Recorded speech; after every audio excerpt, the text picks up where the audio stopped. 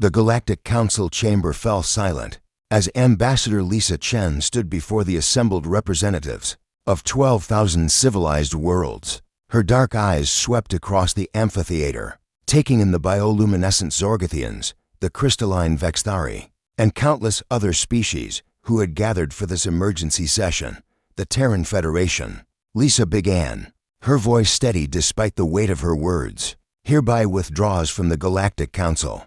Effective immediately, chaos erupted. Translators screeched as thousands of alien voices rose in protest, fear, and confusion. The High Chancellor, a towering being of pure energy contained within a ceremonial vessel, dimmed with shock. Lisa had expected this reaction. For 300 years, humanity had been the Council's enforcers, their problem solvers, their last resort when diplomacy failed.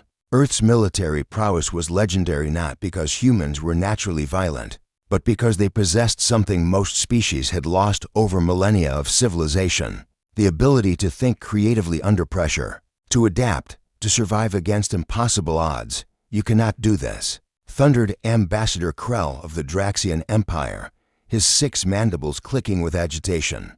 The scourge advances from the outer rim. Without Earth's fleet, you'll learn what we learned long ago. Lisa interrupted. That survival is earned, not guaranteed. She thought of Vindicil Martinez, commander of Earth's first contact fleet, waiting in orbit above the Council homeworld. His ship's weapons were powered down, but every species in the chamber knew the devastating capability those vessels possessed.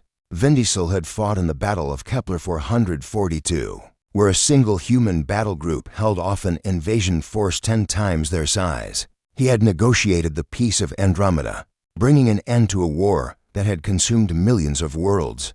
And now, he was here to take her home.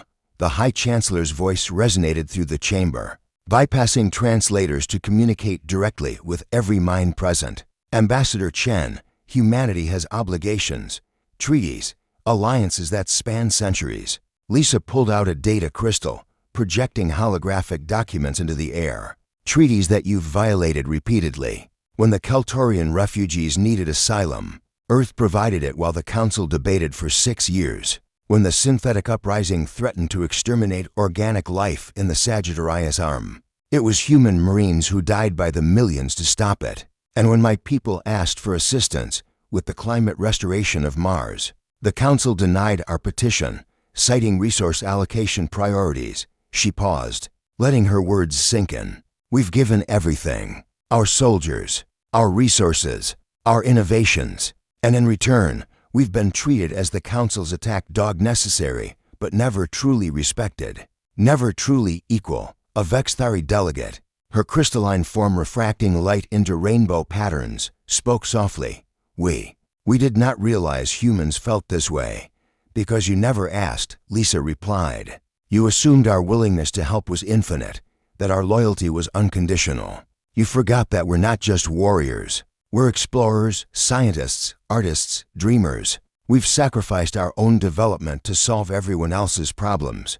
Above the planet, Commander Vindicil Martinez stood on the bridge of the UESS Indomitable, watching the Council station through the viewport. His weathered face showed no emotion, but his second-in-command, Lieutenant Park, could see the tension in his shoulders. Sir, we're receiving thousands of communications from Council species, Park reported. Most are pleading, some are threatening. Vindicil's jaw tightened.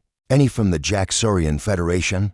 Yes, sir. They're offering to support Earth's withdrawal. They say if we leave, they'll follow. That wasn't surprising. The Jaxorians had been humanity's closest allies, having fought beside Earth in dozens of conflicts. But if they left too, sir, if we do this, Park said quietly, the Council will collapse. Half the member species only stayed because Earth enforced the peace. Without us, they'll learn to stand on their own, Vindicil replied. Or they won't. Either way, it's not our responsibility anymore. He thought of his daughter, who'd never seen Earth's oceans because she'd been born on a military transport between wars. He thought of the millions of human families scattered across the galaxy, serving the Council's interests instead of their own. He thought of the colonies that could have been built, the discoveries that could have been made. if humanity hadn't been constantly pulled into other species' conflicts. Back in the council chamber, Lisa was concluding her speech. We don't do this out of spite or hatred.